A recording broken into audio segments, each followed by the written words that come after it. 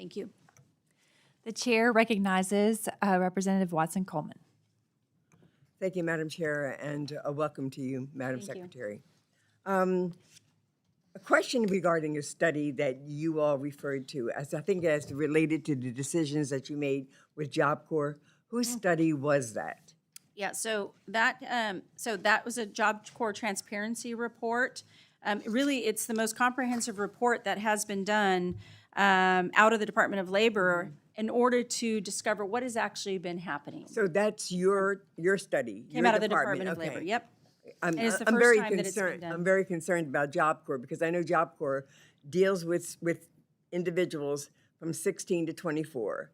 It provides them not only opportunity to get an education in a college, but also hooks them up with unions for apprenticeships for things that are very important and responsive to the market, but also provides them residential removal from very dangerous areas. It gives them a new lease on life.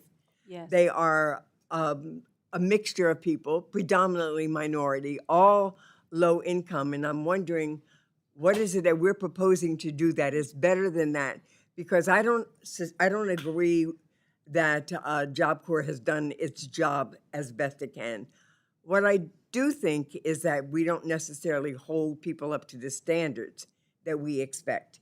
And so I would like to know as quickly as possible, because I have one other area Okay. to question, what is your proposal to deal with that population specifically to give them safety and security in where they're living, opportunities to go to college, opportunities to engage in apprenticeships? Sure. So working with our respective state partners as well to understand it's very different in every state and very different in every congressional district as well. And so I did pull up these numbers because I knew this would be so important to many of you here. And I know, Congresswoman, that I don't believe you have a Job Corps in your actual district, but Next to it. Next to it, I believe. Yeah, very close.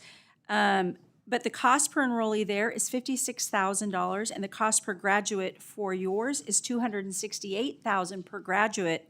And only 1/3 of those students are graduating across the board, not yours, but across the board. And students go on to make about $16,000 a year.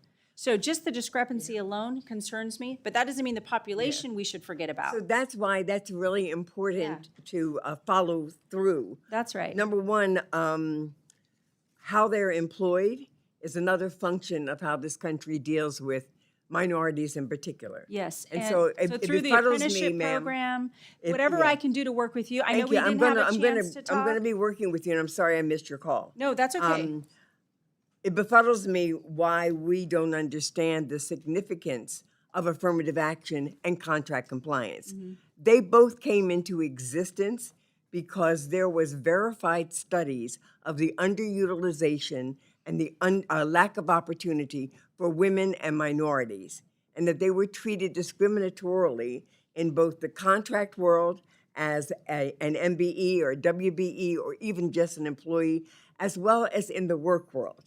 And it seems to me that the president is hell-bent on eliminating that opportunity to create equity among people in this country who've been treated discriminatorily. Well, absolutely not. We won't discriminate against any of our American Well, workers. we are, And we will are, fulfill and I appreciate obligation. I appreciate your rhetoric, but I'm watching what he's saying and what he's doing. No. Well, And so I think that it's really important that we collectively recognize that we have an obligation to everybody. That's right. We'll uplift all American I have workers. one other question regarding these Job Corps. They are private-public partnerships. So in each state or wherever they exist, is it a different private entity that's in relationship with the government, or is it one big The operators are private? different. Pardon? Operators can be different. Are they primarily, is there any one that's really owning the majority of them? Across the board, there has been, across the board, and in this report, I think you'll get that information of exactly what's happening. But I would like my team to be able to update you in more detail so that you do fully understand I it. really appreciate it. And you know, the last, I would like to see the study. I would like to have We'll conversations get it to your with you. office.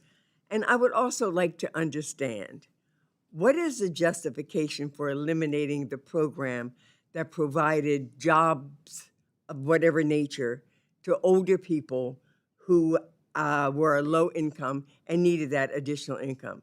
I just feel like we're punishing older people who need to work. Well, my goal is certainly not that, but because those are subject again to litigation on the grant funding, I won't be able to specifically talk about that right at this moment. But I would Can love you to talk to continue me to work about with how your you're going to office. protect them, even irrespective of any kind of lawsuit against your eliminating this particular program? What is your vision to protect those individuals of that ilk, that age group, who need to work? Sure.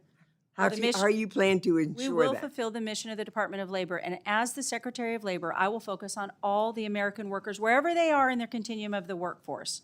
And that is the job of the Department of Labor, and we'll continue on that road. That I can guarantee. Thank you, ma'am. I Thank you. yield back.